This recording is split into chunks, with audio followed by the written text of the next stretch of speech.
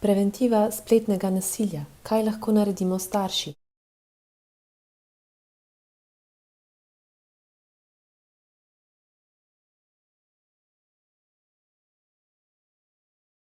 Spletni bonton je pomembna tema za pogovor z otroki in mladimi. Z upoštevanjem spletnega bontona namreč skrbimo za varnost in zasebnost sebe ter drugih. S tem pa na spletu gradimo tudi dobre medosebne odnose. Kaj pa narekuje spletni bonton?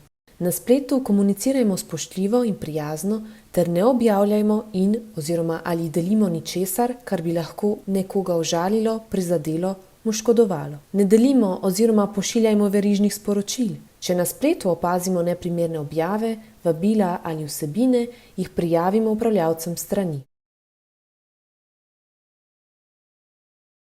Na spletu skrbimo za varnost in zasebnost vseh, nas in tudi drugih ljudi. Brez dovoljenja ne uporabljajmo njihovih naprav, jih ne fotografirajmo ali snemajmo ter ne objavljajmo njihovih posnetkov, fotografij in drugih osebnih podatkov. Omejimo čas za uporabo telefona, računalnika ali drugih e-naprav. Z otroki in mladimi se dogovorimo, kdaj in kako dolgo jih lahko uporabljajo. Naučimo jih, da naj naprav, na primer, ne uporabljajo med pogovorom v živo, med poukom, med obroki, ponoči, med vožnjo s kolesom in podobno. Pri tem jim bodimo dober zgled.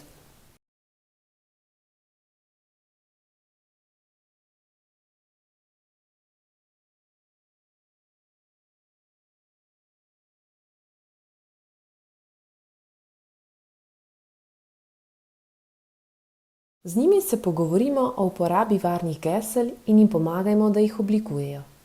Kakšno pa je varno geslo? Dolgo je najmanj 8 znakov. Vsebuje različne znake, male in velike črke, številke, posebne znake.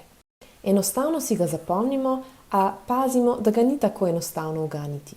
Na različnih straneh uporabljamo različna gesla. Gesla redno menjamo.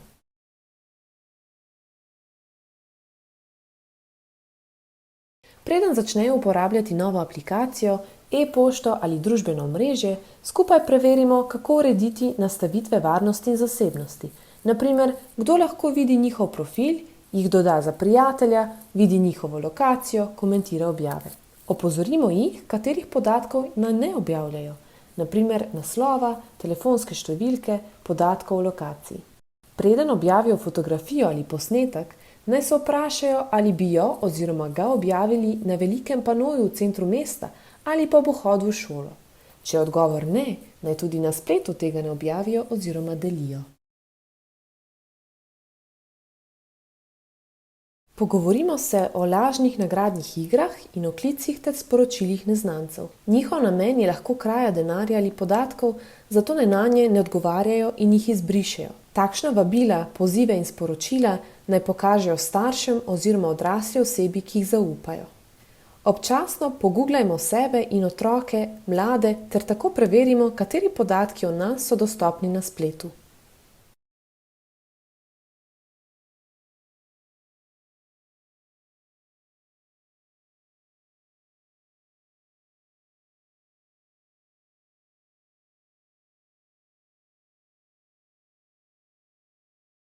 Čeprav je večina otrok in mladih v resničnem življenju previdnih, pa ob uporabi spletne kamere na previdnost pogosto pozabijo.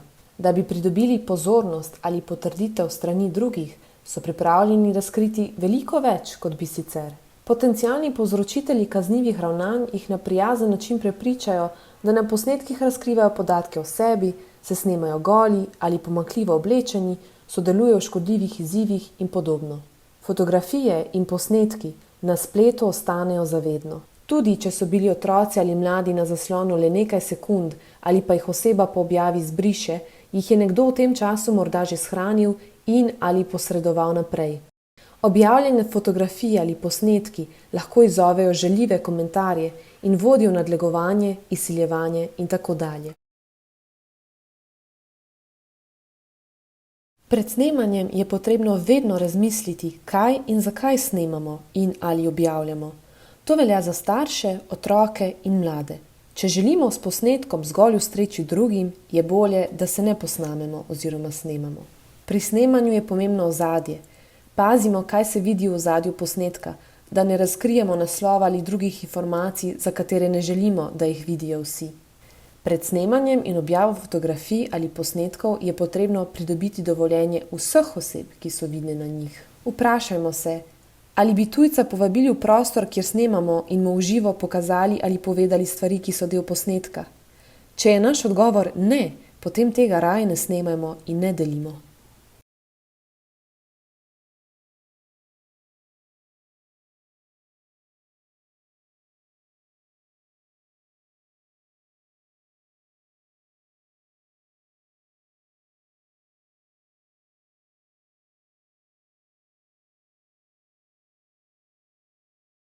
Sexting je izdelava, izmenjava, pošiljanje fotografij, posnetkov, tako imenovanih nudov, ter zvočnih in besednih sporočil s seksualno vsebino. Ne pojavlja se samo med odraslimi, temveč tudi med mladimi in celo pri otrocih. Pošiljanje ali posedovanje golih fotografij, posnetkov, na katerih je oseba mlajša od 18 let, je kaznivo dejanje. Saj gre za spolno zlorabo otrok, tudi če otroci ali mladi ta gradiva oblikujejo in pošiljajo prostovoljno. Kaznivo je tudi posedovanje in pošiljanje golih fotografij in posnetkov drugih oseb brez njihovega dovoljenja, tudi če so polnoletne. Varen sexting ne obstaja. Ko oseba gradiva spolno vsebino objavi ali pošlje naprej, izgubi nadzor nad tem, kdo bo gradivo videl in kaj bo z njimi naredil. Tudi če gradivo pošlje nekomu, ki mu zaupa, ne more predvideti, v kakšnem odnosu bo s to osebo v prihodnosti.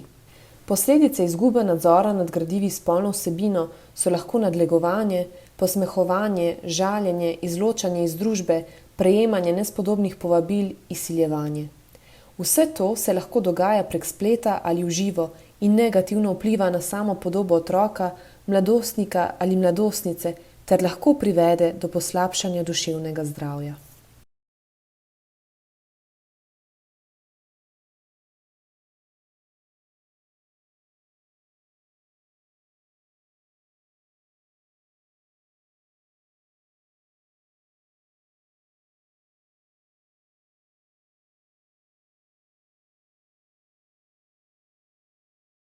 Pogovorimo se o tem, kaj je spletno nasilje in kako se razlikuje od nedolžne šale.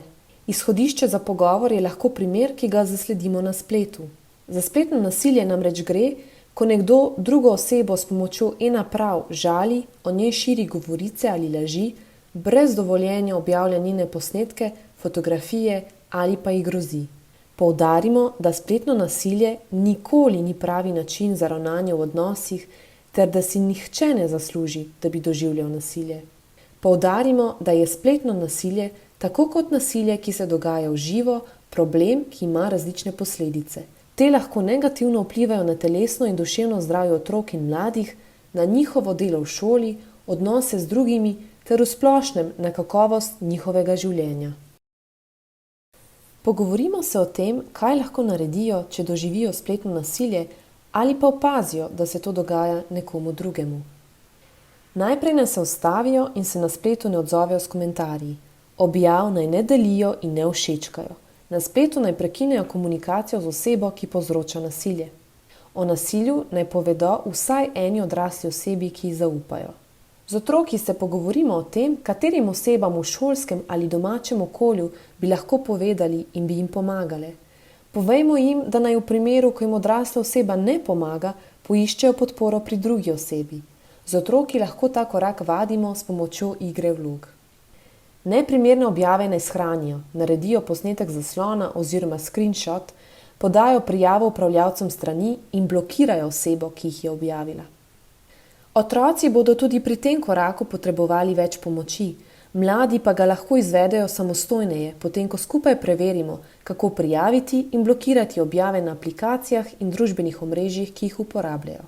Morda to že znajo in nam bodo sami pokazali, kaj storiti.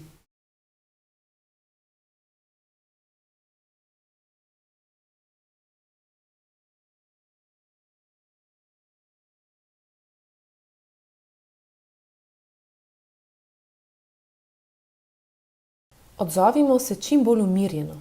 brez razburjanja ali obtoževanja zaradi morebitnega neupoštevanja dogovorov. Pomembno je, da jim verjamemo, jih poslušamo in jim nudimo podporo, tudi čustveno. Povejmo jim, da smo na voljo za pomoč, če se bo nasilje nadaljevalo. Poudarimo, da je za nasilje vedno odgovoren tisti, ki ga povzroča. Vprašajmo, kaj se je zgodilo, koliko časa že traja nasilje in kaj so že storili ali poskušali narediti. Skupaj razmislimo in se dogovorimo, kaj lahko naredimo, da se nasilje ustavi in prepreči.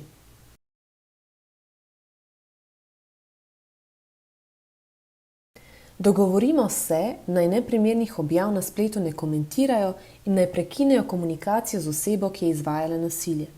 Posnetki zaslona oziroma print screens, screenshots po angleško, so pomembni, saj bomo v primeru, da se nasilje stopnjuje in v primeru spletnih spolnih zlorab potrebovali dokaze. Če jih otroci ali mladi še niso naredili, jih naredimo skupaj.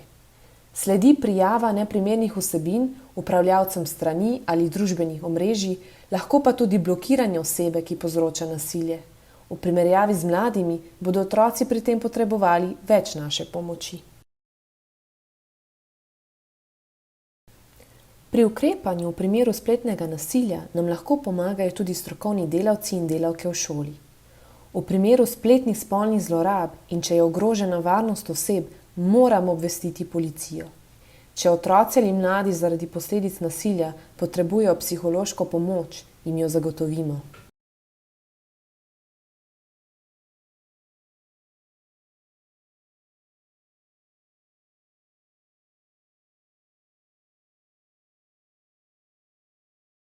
Postavimo jasna pravila glede uporabe e-naprav. Pomembno je, da otrok zaradi uporabe naprav ne zanemarja drugih aktivnosti ali obveznosti. Po priporočilih logouta naj bi 6 do 9-letniki za zaslonom preživeli največ 30 minut prostega časa na dan, 9 do 11-letniki pa največ 45 minut. Otroku razložimo, da objave na spletu vidi veliko ljudi, tudi tisti, ki jih ne poznamo. Večina ljudi na spletu ima dobre namene, so pa tudi takšni slabimi. Otrok naj ne objavlja podatkov o sebi in svojih fotografij ali posnetkov. Z otrokom se dogovorimo, da se z neznanci na spletu ne bo pogovarjal in da nam bo povedal, če bo z njim prek spleta hotela vzpostaviti stik oseba, ki je sicer ne pozna v živo.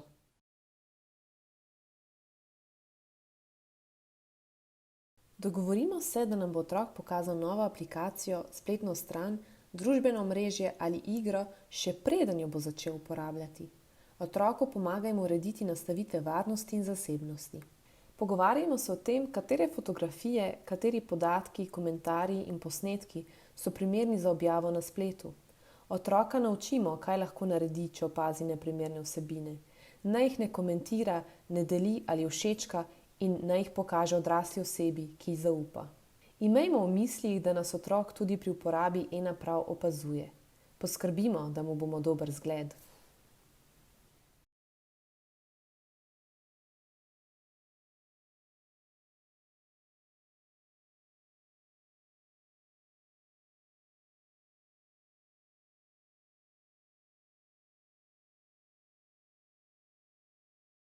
Začnimo pogovor o sextingu. Pojasnimo, kaj je to, kdaj in zakaj se mladi odločajo za takšno vrsto komunikacije, ter kakšne so lahko posledice sextinga. Pomembno je, da mladi razumejo, da ko posnetek ali fotografijo nekomu pošljejo ali objavijo na spletu, izgubijo nadzor nad tem, kdo si bo to ogledoval in kaj bo s tem naredil. Pogovarjajmo se o tem, katere fotografije in posnetki so ustrezni za objavo in kaj lahko naredijo, če jih nekdo nagovarja, naj pošljejo svoje gole fotografije ali posnetke. Poudarimo, da imajo pravico reči ne in zavrniti aktivnosti, zaradi katerih jih je strah, sram ali se počutijo neprijetno. Pomembno je, da razumejo, da so objava, deljenje in razpošiljanje golih ali delno golih fotografij in posnetkov drugih ljudi nedopustni in so lahko tudi kazniva dejanja. Če prejmejo ali opazijo gole fotografije ali posnetke drugih ljudi, lahko pomagajo, da se njihovo razpošiljanje ustavi. Na spletu naj takšnih objav ne komentirajo in delijo, o tem pa naj čim prej povedo odrasli osebi, ki ji zaupajo. Posnetke naj shranijo za dokaz, Neprimerne objave pa naj prijavijo upravljavcem strani. Povejmo jim, da smo jim pripravljeni pomagati in nuditi dodatne informacije ter podporo.